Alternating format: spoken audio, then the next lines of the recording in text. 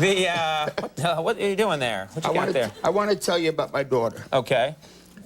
She's the air in my lungs. Yes. She's young, too. This is your 11-year-old daughter. She was just 11. And she adores you. And when I told her of the tour that I was going to do in New York, she said, Daddy, last time you didn't do Conan.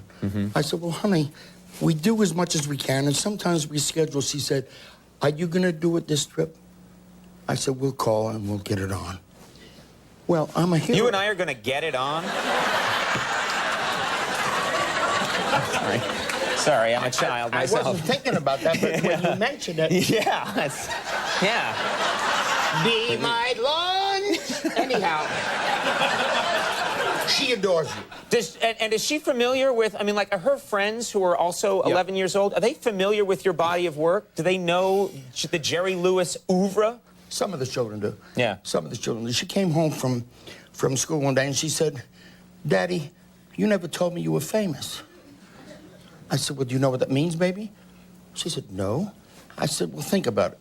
What would famous be? When you and I have our date every Sunday and we go to the mall, we go shopping, and the people ask me to write on their paper, oh, that's famous. I said, yeah, that's it. She said, would you write as many times as I wanted?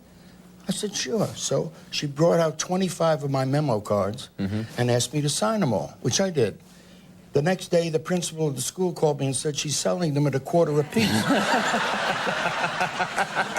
I like this kid. This kid is smart. She came home that night with a Ziploc bag with all of the coins, and on it was written, for Daddy's kids. Oh, that's nice. That's terrific. Okay? So she's smart and she's sweet. She has a big heart. And sensitive and loving. So she said, Daddy, will you come to school and tell the children what you do? I said, what do you mean? She said, well, Shannon's dad is a cardiologist, and he was there and told us about that. And Caroline's daddy is an eye doctor, and he came. I said, you want me to tell them what I do? Hey, is that what you want me to tell them? I love that that's how you summarize your career. Yeah. Oh, what I do, it's just a... Stay. No! You're doing it too damn well. You could get your own show from this. Maybe, someday. Someday. Anyhow, make a long story short, she says, Daddy, will you tell the kids what you do? So I went in my editing room in my home. I worked 8.5 hours to put together a 1.5-minute tape. Hopefully it would explain it. I ran it for the children. There's 24 6-year-olds watching. And it was okay. There was a couple of snickers here and there. I wanted to make sure that I didn't strike out. So I used the oldest trick from burlesque, which is when you black out the teeth. Right. Can't miss. Right. I had them in. The tape was over. It was nice. And then I said, I can't tell you how happy I am to be here. There was not a smile or a laugh. And I said to myself, what happened? Then I realized none of them had any teeth. They're like, what's odd about that? What's so funny about this Jew with no teeth? Well, I hope they didn't say that. No. Where the hell is this school? What's wrong with that Jew, you know? I want to ask you, and we should talk about this. You're here as part of a cause. A campaign, yeah. A campaign, and many people know you, of course, through the telethon, but this is something different. This is something that, medical device that you say changed your life. Yeah. I had 37 years of pain. 37 years of the kind of pain is inexplicable. Right. And I was living with it for the 37 years, saved by the fact that when I perform and I get in front of an audience, the ham in me is so strong that the adrenaline killed the pain. I would do 2.5-hour concert with a 36-piece orchestra, do everything you've ever seen anyone do on a stage physically, including flips off the piano into the audience. Maybe that's why you also had the pain, too. I'm leaving. No!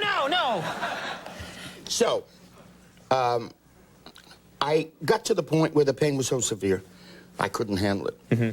And I got very, very close to a dramatic finish, including a 9mm, and checking it out for how quick it would kill me. That's how bad it was.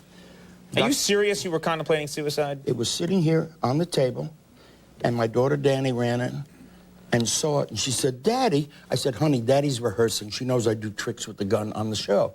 So she bought it, thank God.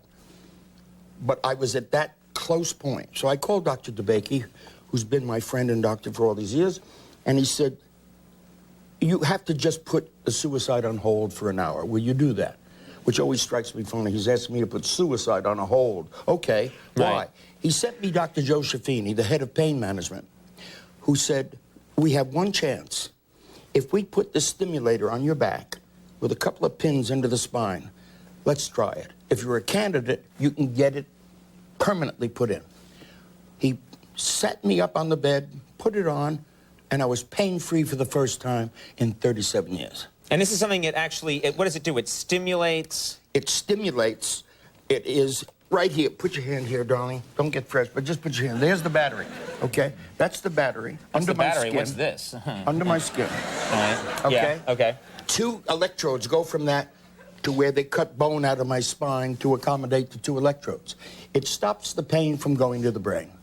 Now, I raise the volume when I need it. If the pain is strong, I can regulate how much stimulation I get. I lower it, I raise it, I turn it on, I turn it off, and it also opens my garage door. Hey!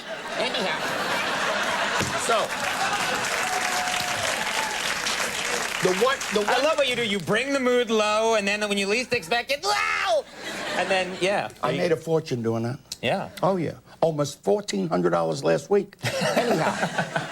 So the magic of this, Conan, is that there are 75 million people in this country with chronic pain that don't know about this. Doctors give them a prescription for Percodan, for Vicodin, when the doctor could say, go see pain management. There are things today, typically, that can help you. Now, the stimulation that I feel right now is all kind of vibrating throughout. It's all little wonderful feelings of when your foot falls asleep. I have that throughout my body. I've had an erection for 9 months from this stimulation. Would you like to try it? No, get your own. Tell me more about this incredible device, Jerry. Now. Hello, my dear. Nice to see you. If it's the right chick, you don't need it. Anyhow, the Medtronic. The Medtronic company is a company of people that don't need me to be their spokesman. Right. They did $6 billion last year. They don't need me to be a spokesman. But I went to them and volunteered.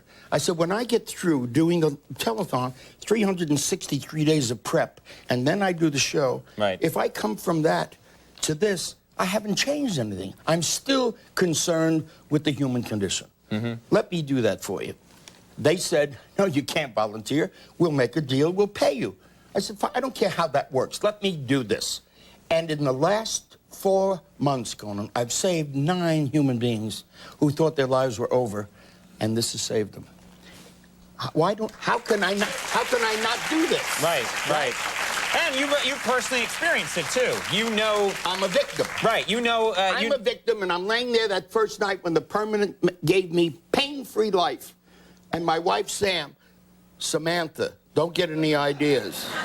So my wife, Sam, says to me, why can't you lie there and just enjoy this? Why are you twitching? I said, it's Jewish guilt. I have to find out how to help those that don't know about pass this. it on. Okay? It's a very nice instinct. I'm a very nice kid. You're the nicest kid I know. I hope so, for my sake. For more information about chronic pain, go to tamethepain.com, and you can learn about this device. You know what? When I was a kid and I used to like sit in front of the mirror sometimes and pretend to have different people on my fake show, I distinctly remember saying, like, ladies and gentlemen, Jerry Lewis, and having you come out. It wasn't you, it was my sister in a hat. But, and she was good. Anyway. It's a big thrill to finally have you on the show, and we all wish you good health and all the best. So thank you very much for being here. My pleasure, Great Colin. to have you. Jerry Lewis, everyone. Harlan Williams. Coming up, we'll take a break. We'll be right back.